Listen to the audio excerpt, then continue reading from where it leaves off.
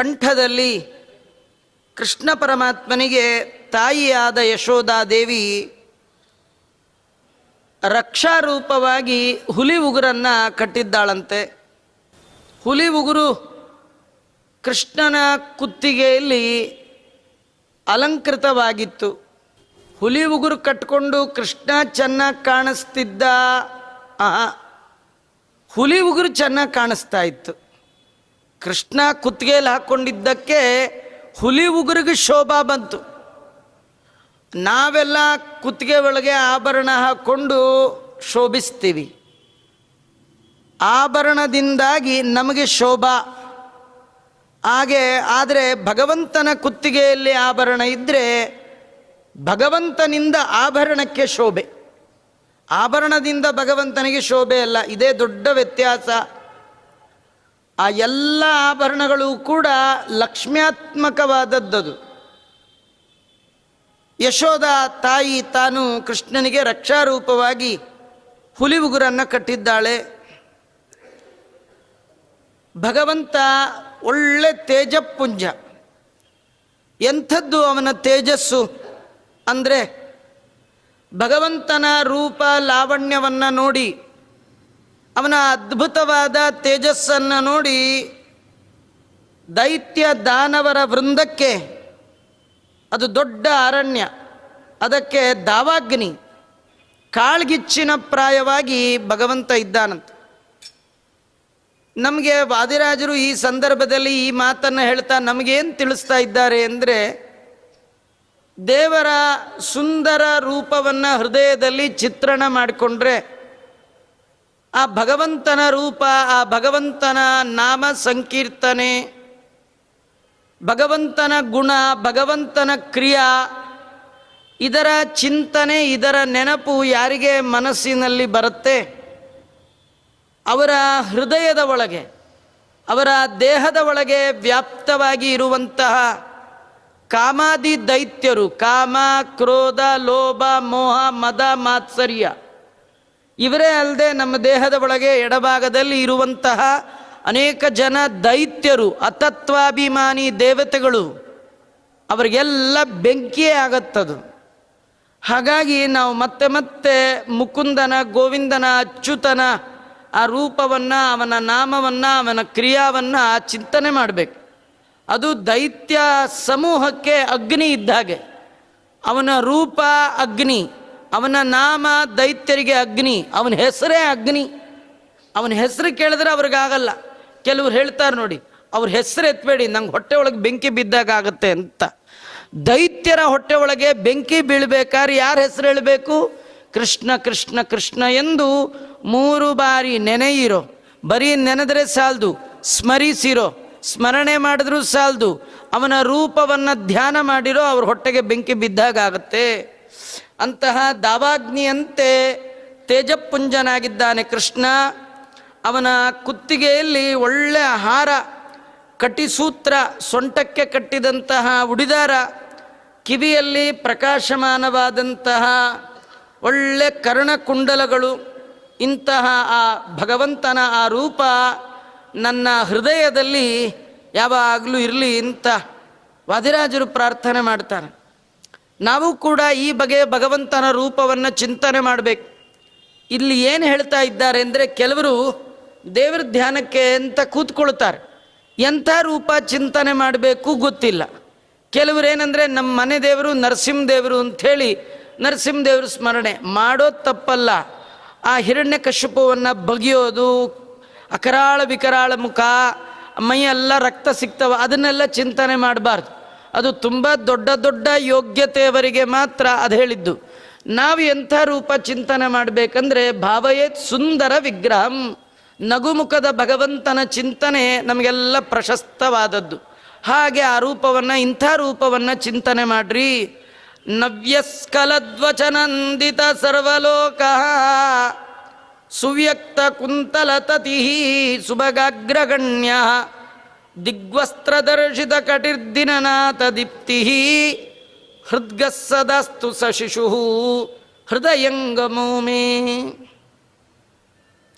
ಯಾವ ಭಗವಂತನ ರೂಪವನ್ನು ಹೃದಯದಲ್ಲಿ ಚಿಂತನೆ ಮಾಡೋದ್ರಿಂದ ಮೈ ಮಾತು ಮನಸ್ಸು ತ್ರಿಕರಣಗಳು ಪವಿತ್ರ ಆಗುತ್ತೋ ಅಂತಹ ರೂಪ ಭಗವಂತಂದು. ಅದು ಹೇಗಿದೆ ಅಂದರೆ ಹೃದಯಂಗಮ, ತುಂಬ ಆನಂದ ಕೊಡುವಂಥದ್ದು ಭಗವಂತನ ರೂಪ. ಯಾರು ಒಮ್ಮೆ ಹೃದಯದ ಒಳಗೆ ಹೊಳೆಯುವ ಭಗವಂತನ ರೂಪವನ್ನು ಚಿಂತನೆ ಮಾಡಲಿಕ್ಕೆ ಶುರು ಮಾಡ್ತಾರೆ, ಅವರಿಗೆ ಕಣ್ಣು ಬಿಟ್ಟು ಹೊರಗೆ ನೋಡಬೇಕು ಅಂತ ಅನಿಸೋದೇ ಇಲ್ಲ, ಅಷ್ಟು ಚೆನ್ನಾಗಿದೆಯಂತ. ಕೆಲವರು ಮನೆಗೆ ಬಂದಾಗ ಕುಡಿತೀರಾ ಅರ್ಧ ಲೋಟ ಅಂತ ಕೊಟ್ಟರೆ ಅವರಂತಾರೆ ನಂಗೆ ಅಭ್ಯಾಸ ಇಲ್ಲ ಅಂತ. ಒಂದು ಸತಿ ಕುಡಿದು ನೋಡಿ ನೀವೇ ಬಿಡಲ್ಲ ಅಂತ ಕೆಲವರು ಅಭ್ಯಾಸ ಮಾಡಿಸ್ಬಿಡ್ತಾರೆ.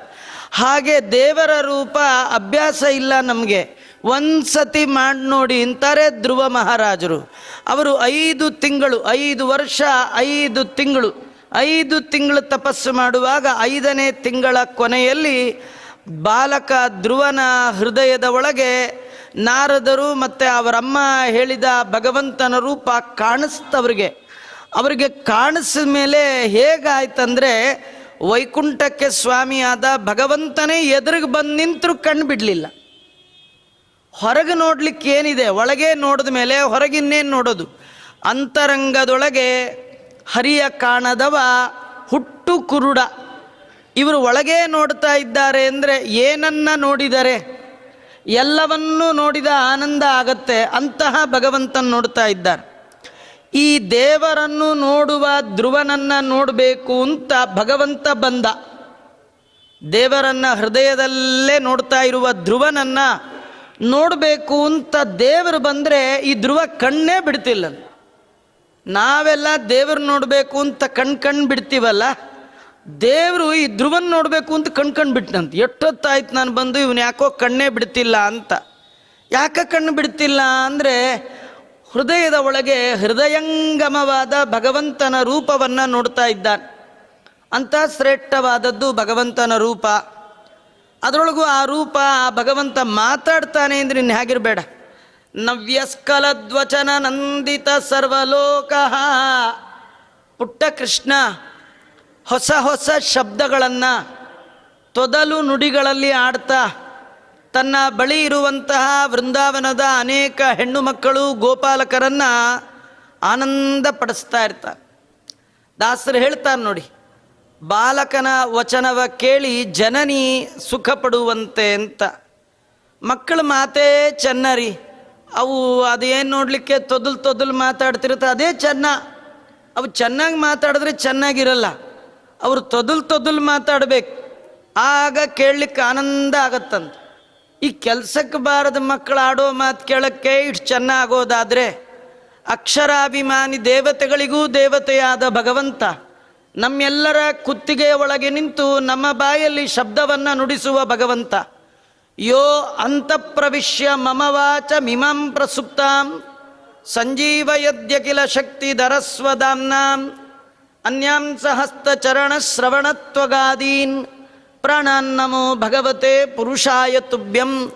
ಯಾವ ಭಗವಂತನ ಒಳಪ್ರವೇಶ ಮಾತ್ರದಿಂದ ನಮ್ಮೆಲ್ಲರ ಕಂಠದ ಒಳಗೆ ಶಬ್ದ ಬರ್ತಾ ಇದೆ, ಅನೇಕ ರೀತಿಯ ಮಾತುಗಳನ್ನು ಆಡ್ತಾ ಇದ್ದೀವಿ.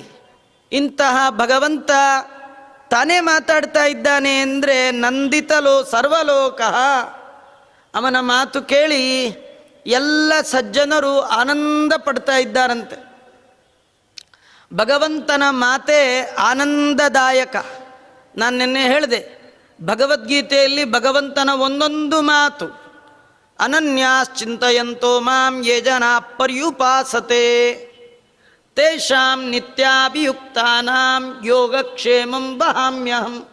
ಅರ್ಜುನ, ಯಾರು ನನ್ನನ್ನು ಯಾವಾಗಲೂ ಅನನ್ಯ ಭಾವದಿಂದ ಸ್ಮರಣೆ ಮಾಡ್ತಾರೆ, ಅನನ್ಯ ಭಾವ ಅಂದರೆ ನನ್ನ ಬಿಟ್ಟು ಇನ್ನೊಬ್ಬರಿಲ್ಲ ಅಂತ ಮಾಡಬೇಕು, ಅನ್ಯತಾ ಶರಣಂ ನಾಸ್ತಿ ಅಂತ ಮಾಡಬೇಕು. ನಿನ್ನ ಹೊರೆತು ಪೊರೆವವರ ನಾನು ಹರಿಯೇ ನನಗೆ ನಿನ್ನ ಪರಿಚಯ ಮಾತ್ರ. ಯಾಕಂದರೆ ಜನ್ಮ ಜನ್ಮಾಂತರದ ಬಂಧು ನೀನೊಬ್ಬನೇ. ಇವರೆಲ್ಲ ನನ್ನ ಜೊತೆಗೆ ಯಾರಿದ್ದಾರೆ ಅವರು ಟೆಂಪ್ರವರಿ ಬಂಧುಗಳು, ಪರ್ಮನೆಂಟ್ ಬಂಧುಗಳು ಅಂತ ಇಲ್ಲಿ ಯಾರೂ ನನಗಿಲ್ಲ. ಅದಕ್ಕೆ ನಾನು ನಿನ್ನನ್ನು ಬಿಟ್ಟು ಇವ್ರನ್ನ ಯಾರನ್ನೂ ನಂಬಿಲ್ಲ. ನನಗೆ ರಕ್ಷಕ, ನನ್ನ ಹಿಂಬಾಲಕ, ನನ್ನ ಸ್ವಾಮಿ, ನನ್ನ ಅಣ್ಣ, ನನ್ನ ತಮ್ಮ, ನನ್ನ ಬಂಧು, ನನ್ನ ಬಳಗ, ಎಲ್ಲ ಭಾವನೆಯಿಂದ ನೀನೊಬ್ಬನೇ ನನಗೆ ಅಂತ ಯಾರು ನಂಬಿರ್ತಾರೆ ಅವ್ರನ್ನ ಒಂದು ಕ್ಷಣ ಬಿಡಲ್ಲ. ಅವ್ರ ಜೊತೆಗೆ ನಾನಿರ್ತೀನಿ. ನಿತ್ಯಾಭಿಯುಕ್ತಾನಾಂ. ಅವ್ರು ಎಲ್ಲೋ ಇರ್ತಾರೆ, ನಾನು ಎಲ್ಲೋ ಆ ಟೈಮಿಗೆ ಬರ್ತೀನಿ ಅಂತಿಲ್ಲ, ಜೊತೆಯಲ್ಲೇ ಇರ್ತೀನಿ ಅಂತ ಇದ್ದು ಅವರ ಯೋಗ ಕ್ಷೇಮ ಎರಡನ್ನೂ ನಾನು ನೋಡ್ಕೊಳ್ತೇನೆ. ಇಂತಹ ಮಾತನ್ನು ಆಡುವವರು ಜಗತ್ತಲ್ಲಿ ಯಾರಿದ್ದಾರೆ? ನೀವೇನು ಯೋಚನೆ ಮಾಡಬೇಡಿ, ನನ್ನ ಹೆಸರು ಹೇಳಿ ಅಂತಾರೆ. ಹೆಸರು ಹೇಳಿದ್ರೆ ಏನಾಗಲ್ಲ, ಆಗೋ ಕೆಲಸವೂ ಹಾಳಾಗಿ ಹೋಗ್ಬಿಡುತ್ತೆ. ಕೆಲವರು ಆ ಹೆಸರೇ ಹಾಗೆ. ಆಮೇಲೆ ಹೇಳ್ತಾರೆ ಅವ್ರ ಹೆಸರೇ ಹಾಕ್ರಿ ಹೇಳಿದ್ರಿ ಆಗೋ ಕೆಲಸವೂ ಆಗಲ್ಲ ಅಂತ ಇನ್ಯಾರೋ ಹೇಳ್ತಾರೆ ಆಮೇಲೆ, ಅಲ್ವಾ? ಭಗವಂತ ಹೇಳ್ತಾನೆ ನನ್ನ ಹೆಸರು ಹೇಳಿ ನಿಮಗೆ ಕೆಲಸ ಆಗತ್ತಲ್ಲ, ನಾನೇ ಇರ್ತೀನಿ, ನಿಮ್ಮ ಜೊತೆಗೆ ಇದ್ದುಬಿಡ್ತೀನಿ ಅಂತಾನೆ ಭಗವಂತ. ಎಂಥ ಒಳ್ಳೊಳ್ಳೆ ಮಾತು. ನವ್ಯಸ್ಕಲದ್ವಚನ ನಂದಿತ ಸರ್ವಲೋಕ ಸುವ್ಯಕ್ತ ಕುಂತಲತತಿ ಸುಭಗಾಗ್ರಗಣ್ಯ. ಮುಖಮಂಡಲದಲ್ಲಿ ಗುಂಗುರು ಗುಂಗುರಾದ ನೀಲಿಮೈ ಕೂದಲು, ಒಂದು ಕಡು ನೀಲಿ ಕಪ್ಪು ಬಣ್ಣದ ಕೂದಲು ಭಗವಂತಂದು. ಆ ಕುಂತಲತತಿ, ಆ ಸಮೂಹ ಗುಂಗುರು ಗುಂಗುರು ಕೂದಲು ನೋಡ್ಲಿಕ್ಕೆ ಎರಡು ಕಣ್ಣು ಸಾಲದು. ಒಳ್ಳೆ ಸುಂದರಕ್ಕೆ ಸುಂದರನಾದ ಮುದ್ದುಗಾರ ಕೂಸದು. ದಾಸರು ಈ ಮಗುವನ್ನು ಕೊಂಡಾಡುವಾಗ ಎಷ್ಟು ಮುದ್ದಂತ ಹೇಳ್ತಾರೆ ಅಂದರೆ, ಆ ದೇವರ ಮುಖದಲ್ಲಿ ಮುದ್ದು ಸೋರಿ ಹೋಗ್ತಾ ಇತ್ತಂತೆ. ಮುದ್ದು ಸುರಿಯುವ ಮುಖವನ. ನಮ್ಮ ಮಕ್ಕಳು ಮುದ್ದು ಸುರುಗಿರಿಯಲ್ಲ, ಸುರಿದ್ರೆ ಎರಡು ಮೂಗಿನ ಸುರಿಬೋದೇ ವಿನ ಇನ್ನೇನು ಹೆಚ್ಚಿನ ಸುರಿಯಲ್ಲ. ಕೃಷ್ಣನ ತುಟಿಯಲ್ಲಿ ಸುರಿಯುವ ಜೊಲ್ಲು ಅದು ಅಮೃತದ ಬಿಂದು ಅಂತಾರೆ.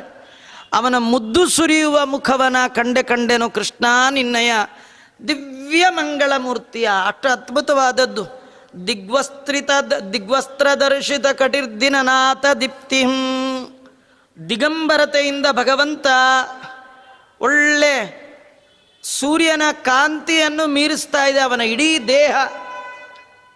ದೇಹ ಕೋಟಿ ಸೂರ್ಯರು ಏಕಕಾಲಕ್ಕೆ ಬಂದರೆ ಏನು ಪ್ರಭೆ, ಆ ಪ್ರಭೆಯನ್ನು ಧಿಕ್ಕರಿಸುವಂತೆ ಆ ಭಗವಂತನ ದೇದೀಪ್ಯಮಾನವಾದ ತೇಜಸ್ಸು. ಇಂತಹ ಹೊಳೆಯುವ ಆ ಭಗವಂತ ನನ್ನ ಹೃದಯದಲ್ಲಿ ಯಾವಾಗಲೂ ಇರಲಿ ಅಂತ ರಾಜರು ಪ್ರಾರ್ಥನೆ ಮಾಡ್ತಾರೆ. ನಾವು ಕೂಡ ಇಂಥ ಸುಂದರವಾದ ಭಗವಂತನ ಮೂರ್ತಿಯನ್ನು ಕೂತಾಗ, ನಿಂತಾಗ, ಓಡುವಾಗ, ಆಡುವಾಗ ಎಲ್ಲ ಕಾಲದಲ್ಲಿ ಸ್ಮರಣೆ ಮಾಡುವ ಪ್ರಯತ್ನ ಮಾಡಬೇಕು. ವಾದಿರಾಜರ ಯೋಗ್ಯತೆ ಭಾರೀ ದೊಡ್ಡದು. ಅವ್ರು ಕರೆದ್ರೆ ಕೃಷ್ಣ ಪಟ್ಟಂತ ಬಂದು ಕೂತ್ಕೊಂಡು ಬಿಡ್ತಾನೆ. ನಮ್ಗೆ ಹಾಗೆಲ್ಲ ಬರೋನಲ್ಲ. ಕರಿಯೋರು ಕರೆದ್ರೆ ಬರ್ತಾನೆ. ನಮಗೆಲ್ಲ ಬರ್ತಾನೆ ಇಲ್ವಾ? ಬರ್ತಾನೆ ಅಂತಾದ್ರೂ ಕರಿತೀವಿ, ಬರ್ತಾನೆ. ಏನಂದರೆ ಯಾವುದೋ ಜನ್ಮಕ್ಕೆ ಬರಬೇಕಾದ ಭಗವಂತ ಸ್ವಲ್ಪ ಬೇಗ ಬರಬಹುದು. ನೀವು ಕರೆಯೋದೇ ಇಲ್ಲ ಅಂದರೆ ಯಾವ ಜನ್ಮಕ್ಕೂ ಅವನು ಬರಲ್ಲ. ಇಂಥ ರೂಪವನ್ನು ಚಿಂತನೆ ಮಾಡಬೇಕು ಅಂತ ರಾಜರು ಹೇಳ್ತಾರೆ. ಇಷ್ಟಾದ ಮೇಲೆ ಭಗವಂತ ಅನೇಕ ಜನ ಅಕ್ಕಪಕ್ಕದ ಮನೆಗೆ ಹೋಗಿ ಹಾಲು ಮೊಸರು ಬೆಣ್ಣೆಯನ್ನು ಕದಿಲಿಕ್ಕೆ ಶುರು ಮಾಡಿದ್ನಂತ. ಯಾಕೆ ಮಾಡ್ದ ದೇವರು? ವಾದಿರಾಜರು ಒಂದು ಒಳ್ಳೆ ಉತ್ತರ ಕೊಡ್ತಾರೆ. ಈ ಕೆಲವರು ಗಂಡಸರು ಅವರು ಮುಂಜಿ ಮಾಡಿಕೊಂಡು ಒಳ್ಳೆ ವೇದಾಧ್ಯಯನ ಮಾಡಿ, ವೇದಾಧ್ಯಯನ ಆದಮೇಲೆ ವೇದಾಂತ ಅದರ ಅಧ್ಯಯನ ಮಾಡಿ, ಭಾಗವತ ಭಾರತ ಪುರಾಣಗಳ ಶ್ರವಣ ಪಾಠ ಪ್ರವಚನ ಮಾಡಿ, ಭಗವಂತನ ಬಗ್ಗೆ ಸರಿಯಾದ ಇನ್ಫಾರ್ಮೇಷನ್ನ ತಿಳ್ಕೊಂಡು ತನ್ಮೂಲಕವಾಗಿ ಭಗವಂತನಲ್ಲಿ ಭಕ್ತಿ ಮಾಡಿ ಅದರ ಫಲವಾದ ಮುಕ್ತಿಯನ್ನು ಹೊಂದಿಬಿಡ್ತಾರೆ. ಹೆಣ್ಮಕ್ಕಳು ಅವ್ರಿಗಿಲ್ಲೇ ಇಲ್ಲ, ಅವ್ರ ಮನೆ ಆಯಿತು, ಅವ್ರ ಕೆಲಸ ಆಯಿತು. ಈಗಿನ ಕಾಲದಲ್ಲಿ ಇಲ್ಲದೆ ಇರ್ಬೋದು ಕೆಲವರಿಗೆ, ಅಲ್ಲ ಇಲ್ಲಿರೋರಿಗೆ ಯಾವಾಗಲೂ ಇದ್ದೇ ಇರುತ್ತೆ ಬಿಡಿ ಕೆಲಸ. ಕೆಲವರಿಗೆ ಇರಲ್ಲ. ಯಾಕೆಂದರೆ ಎಲ್ಲದಕ್ಕೂ ಬಟ್ಟೆಗೂ ಮಿಷಿನ್ ಇದೆ, ಊಟಕ್ಕೂ ಮಿಷಿನ್ ಇದೆ, ಎಲ್ಲದಕ್ಕೂ ಮಿಷಿನ್ ಮಯ ಇರೋದ್ರಿಂದ ಕೆಲಸವೇ ಇಲ್ಲ ಕೆಲವರಿಗೆ. ಆದರೆ ಕೃಷ್ಣನ ಕಾಲದ ಹೆಣ್ಮಕ್ಳಿಗೆ ಪುರುಸೊತ್ತೇ ಇಲ್ಲ. ಯಾಕೆ ಪುರುಸೊತ್ತಿಲ್ಲ ಅಂದರೆ ಅಂದರೆ ಕೃಷ್ಣನ ಊರಿನ ಹೆಣ್ಣು ಮಕ್ಕಳು ಅವರ ಮನೆಯಲ್ಲೆಲ್ಲ ಬರೀ ಹಸುಗಳು. ತುಂಬ ಬಡವ ಅಂದರೆ ಅವ್ರ ಮನೇಲಿ 2000 ಹಸು ಇರ್ತಿತ್ತಂತೆ. ಒಂದು ಹಸುನ ಮನೇಲಿ ಸಾಕಿಬಿಟ್ರೇ ಹಗಲು ರಾತ್ರಿ ಅದ್ರ ಹಿಂದಿಂದೇ ಇರಬೇಕು. ಈ ಒಂದು ಸತಿ ಸಗಣಿ ತೆಗೆದ್ರೆ ಈ ಕಡೆ ಬರೋಟ ಇನ್ನೊಂದು ಸತಿ ಹಾಕಿಬಿಟ್ಟಿರುತ್ತೆ. ಏನು ಮಾಡ್ಬೇಕು? ಇನ್ನು 2000 ಹಸು ಅಂದರೆ ಒಂದಾದ್ಮೇಲೆ ಒಂದು ಹಾಕ್ತಿದ್ರೆ 24 ಗಂಟೆ 24x7 ಅದು ಸಗಣಿ ಹಾಕೋ ಕಾರ್ಯಕ್ರಮ. ಮತ್ತು ಯಾರಿಗೆ ಪುರುಸೊತ್ತಾಗತ್ತೆ? 8 ಹಸು ಹಾಲು ಕರೆಯೋದು ಯಾವಾಗ? ಹಾಲು ಕರೆದು ಕಾಯಿಸೋದು ಯಾವಾಗ, ಅದನ್ನೆಲ್ಲ ಹೆಪ್ಪಾಕೋದು ಯಾವಾಗ, ಅದನ್ನೆಲ್ಲ ಕಡಿಯೋದು ಯಾವಾಗ, ಅದರ ಬೆಣ್ಣೆ ತೆಗೆದು ಇಡೋದು ಯಾವಾಗ, ಇದ್ರ ಮಧ್ಯ ಕೃಷ್ಣನ ಕಾಟ ಬೇರೆ. ಒಂದು ನಿಮಿಷ ಯಾಮಾರಿದ್ರೂ ಕಡೆ ಪ್ರಾಡಕ್ಟು, ಹಾಲಿಂದು ಕಡೆ ಪ್ರಾಡಕ್ಟ್ ಯಾವುದು, ಬೆಣ್ಣೆ, ಅದನ್ನೇ ಹೊತ್ಕೊಂಡು ಹೋಗ್ಬಿಡ್ತಾನೆ. ಇಲ್ಲ ಮೊದಲ ಪ್ರಾಡಕ್ಟ್ ಯಾವುದು, ಹಾಲು, ಅದನ್ನೇ ಎತ್ಕೊಂಡು ಹೋಗ್ಬಿಡ್ತಾನೆ. ಅದಕ್ಕಿಂತ ಮುಂಚಿನ ಪ್ರಾಡಕ್ಟ್ ಯಾವುದು ಅಂದ್ರೆ ಕರು. ಹಸು ಹಾಕಿದ್ದೇ ಕರು, ಹಸು ಕೊಟ್ಟದ್ದು ಹಾಲು, ಹಸು ಹಾಕಿದ್ದು ಕರು. ಹಾಲೇ ಬಾರದ ಹಾಗೆ ಕರುವನ್ನೇ ಬಿಟ್ಟುಬಿಡ್ತಾನೆ. ಇನ್ನೂ ಯಾಮಾರಿದ್ರೆ ಏನು ಮಾಡ್ಬೇಕು?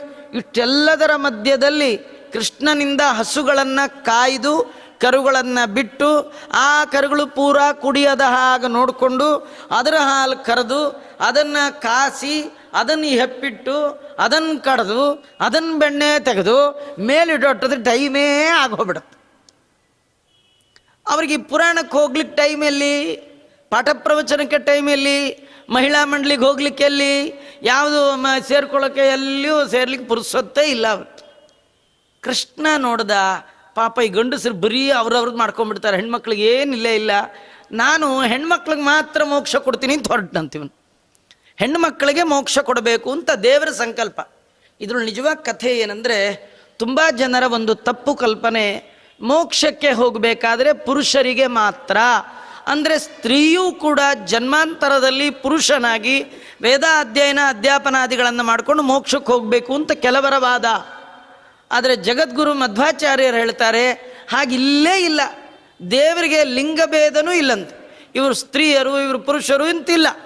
ಯಾರ ಹೃದಯದಲ್ಲಿ ಭಕ್ತಿ ಇದೆ, ಅದು ಯಾರೇ ಸ್ತ್ರೀ ಆಗಿರಲಿ, ಪುರುಷ ಆಗಿರಲಿ, ಬ್ರಾಹ್ಮಣರಾಗಿರಲಿ, ಅವನು ಶೂದ್ರ ಆಗಿರಲಿ, ಅವನು ಯಾರೇ ಆಗಲಿ, ಶಬರಿಗೇನು ಜಾತಿಯ ಗೋತ್ರವ ಮತವ, ನೋಡ್ಲಿಕ್ಕೆ ಚೆನ್ನಾಗಿದ್ಲ, ಅವಳೇನು ಅಪ್ಸರ ಸ್ತ್ರೀಯ, ಅಥವಾ ಏನು ತುಂಬ ಹುಗ್ಗಿಂಬ ಅವಸರೆಲ್ಲ ಮಾಡ್ಕೊಂಡು ಕಾಯ್ಕೊಂಡು ಕೂತಿದ್ಲ, ಬೇಕಾದ ಅಡುಗೆ ಮಾಡಿದ್ಲ, ಏನಿತ್ತು ಏನು ನೋಡಿ ರಾಮ ಅವಳನ್ನೇ ಹುಡ್ಕೊಂಡು ಅಲ್ಲಿವರೆಗೂ ಹೋದ.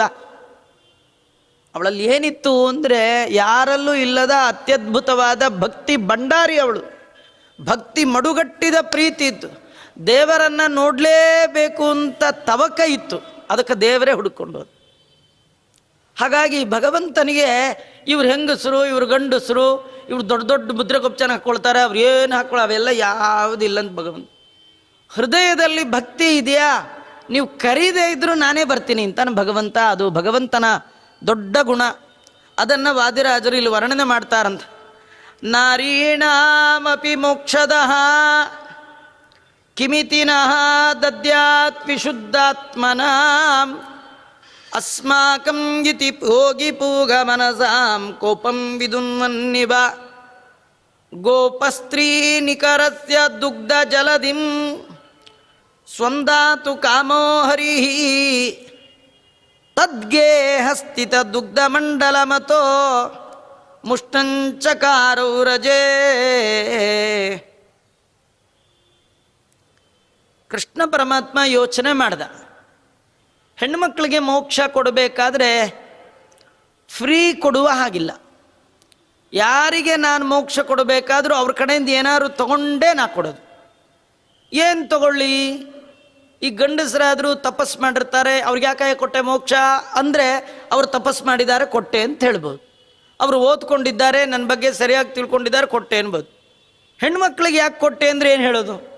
ಕೃಷ್ಣ ಅಂತಿದ್ನಂತೆ ಅವ್ರ ಕಡೆಯಿಂದ ಬೆಣ್ಣೆ ತೊಗೊಂಡಿದ್ದೀನಿ, ಅದಕ್ಕೆ ಅವ್ರಿಗೆ ಮೋಕ್ಷ ಕೊಟ್ಟೆ, ನಿಮ್ದೇನು ಅಂತಿದ್ನಂತೆ. ಅದಕ್ಕೆ ಏನಾರು ತಗೊಂಡು ಕೊಡಬೇಕು ಅಂಥೇಳಿ ಎಲ್ಲ ಹೆಣ್ಣು ಮಕ್ಕಳ ಮನೆಯಲ್ಲಿದ್ದಂತಹ ಹಾಲು ಬೆಣ್ಣೆಯನ್ನು ತಿನ್ಲಿಕ್ಕೆ ಶುರು ಮಾಡ್ದ. ವಾದಿರಾಜರು ಹೀಗೆ ಹೇಳಿದ್ರೆ ರಾಯರು ಇನ್ನೂ ಅದ್ಭುತವಾಗಿ ಹೇಳ್ತಾರೆ. ರಾಯರು ಅವರು ಕೃಷ್ಣ ಚಾರಿತ್ರ ಮಂಜರಿ ಅಂತ 2 ಮಂಜರಿಯನ್ನು ಮಾಡಿದ್ದಾರೆ. ಮಂಜರಿ ಅಂದರೆ ಹಾರ, ಭಗವಂತನಿಗೆ ಹಾಕಲಿಕ್ಕೆ ಭಗವಂತನ ಚರಿತ್ರೆಯ ಹಾರವನ್ನು ಮಾಡಿದ್ದಾರೆ. ನಮ್ಮಲ್ಲಿ ಏನಿಲ್ಲ, ನಾವು ನಮಗೇನೋ ಯಾವುದೋ ಒಂದು ಸಣ್ಣದೊಂದು ಬಂಗಾರದ್ದೋ ಅಥವಾ ಇನ್ಯಾವುದೋ ಹಾರ ಹಾಕಿರ್ತೀವಿ. ದೇವರಿಗೆ ನಿಜವಾಗಿಯೂ ಆ ಹಾರ ಬೇಡ, ಅವನಿಗಿಂಥ ಹಾರ ಬೇಕು. ರಾಘವೇಂದ್ರ ಸ್ವಾಮಿಗಳು ಸಮಗ್ರ 24,000 ಶ್ಲೋಕಾತ್ಮಕವಾದ ರಾಮಾಯಣವನ್ನು 11 ಶ್ಲೋಕದಲ್ಲಿ ಒಂದು ಹಾರ ಮಾಡಿ ರಾಮದೇವ್ರಿಗೆ ಹಾಕ್ಬಿಟ್ರು.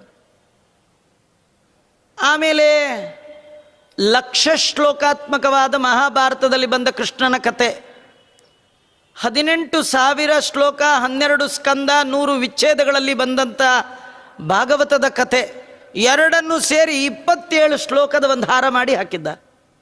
ಅದು ಕೃಷ್ಣ ಚಾರಿತ್ರ ಮಂಜರಿ ಅಂತ ಕರೀತಾರೆ. ಅಂತಹ ಕೃಷ್ಣ ಚಾರಿತ್ರ ಮಂಜರಿಯಲ್ಲಿ ಕೃಷ್ಣ ಪರಮಾತ್ಮ ಹಾಲು ಮೊಸರು ಯಾಕೆ ತಿಂದ ಅಂತ ಅವರು ಹೇಳುವಾಗ ಒಂದೇ ಮಾತಲ್ಲಿ ಹೇಳ್ತಾರೆ, ಗೋಪಿ ಗೆಹೇಶು ಬಾಂಡಸ್ಥಿತ ಮುರುದಯ ಕ್ಷೀರ ದದ್ಯಾದಿ ಮುಷ್ಣನ್. ಭಾರಿ ದಯಾಯಿಂದ ಹೋಗಿ ಅವ್ರ ಮನೆ ಹಾಲು ಕೊಡುದ್ನಂತ. ತುಂಬ ಕನಿಕರದಿಂದ ಹೋಗಿ, ಕಾರುಣ್ಯದಿಂದ ಹೋಗಿ ಅವ್ರ ಮನೆ ಬೆಣ್ಣೆ ತಿಂದಂತೆ ಕೃಷ್ಣ. ಇದೇನು ಕಾರುಣ್ಯ, ಇದೇನು ಕನಿಕರ, ಕೃಷ್ಣನಿಗೆ ಅಯ್ಯೋ ಅನ್ನಿಸ್ತಂತ. ಇವರಿಗೆ ಮೋಕ್ಷ ಕೊಡೋಣ ಅಂದರೆ ಇವ್ರ ಹತ್ರ ಏನು ಸಾಧನೆಯೇ ಇಲ್ಲ. ಬೆಳಗಾಗಿ ಎದ್ರೇನೋ, ಸ್ನಾನ ಮಾಡಿದ್ರೇನೋ, ಹಸು ಮೈ ತಿಕ್ಕಿದ್ರೇನೋ, ಕೊಟ್ಟಿಗೆ ಕ್ಲೀನ್ ಮಾಡಿದ್ರೇನೋ, ಯಜಮಾನ್ರಿಗೆ ಏನು ಬೇಕೋ ಅದು ಮಾಡಿ ಇಷ್ಟೊಳಗೆ ಕಳಿತಿದ್ದಾರೆ. ಒಬ್ಬರು ಒಂದಿನ ಪುರಾಣಕ್ಕೂ ಬರ್ತಿಲ್ಲ. ಇವ್ರು ಹೇಗೆ ಮೋಕ್ಷ ಕೊಡಲಿ? ಇವ್ರ ಹತ್ರ ಮೋಕ್ಷ ಕೊಡ್ಲಿಕ್ಕೆ ಇವ್ರ ಹತ್ರ ಏನಿದೆ ನೋಡೋಣ ಅಂತ ಹುಡುಕದ್ನಂತೆ. ಅವ್ರ ಸಾಧನೆ ಅಂದರೆ ಕೊಡಗಟ್ಲೆ ಹಾಲು, ಕೊಡಗಟ್ಟೆ ಬೆಣ್ಣೆ. ಹಾಗಾದ್ರೆ ಇದನ್ನೇ ತೊಗೊಂಡ್ಬಿಟ್ಟು ಮೋಕ್ಷ ಕೊಟ್ಬಿಡೋಣ ಅಂಥೇಳಿ ಕಾರುಣ್ಯದಿಂದ ಯಾರು ಭಗವಂತನಿಗಾಗಿ ಕರ್ಮ ಅಂತ ಹೇಳಿ ಭಗವಂತನ ಸ್ಮರಣೆಯೊಂದಿಗೆ ತಾವು ಮಾಡಿದ ಸಕಲ ಕರ್ಮಗಳನ್ನು ಭಗವಂತನಿಗೆ ಅರ್ಪಣೆ ಮಾಡುವ ಉದ್ದೇಶದಿಂದ ಕರ್ಮವನ್ನು ಮಾಡಿಟ್ಟಿರ್ತಾರೆ, ಅವ್ರ ಮನೆಗೆಲ್ಲ ಹೋಗಿ ಕೃಷ್ಣ ಪರಮಾತ್ಮ ಹಾಲು ಮೊಸರು ಬೆಣ್ಣೆಯನ್ನು ಕುಡಿದಿದ್ದಾನೆ.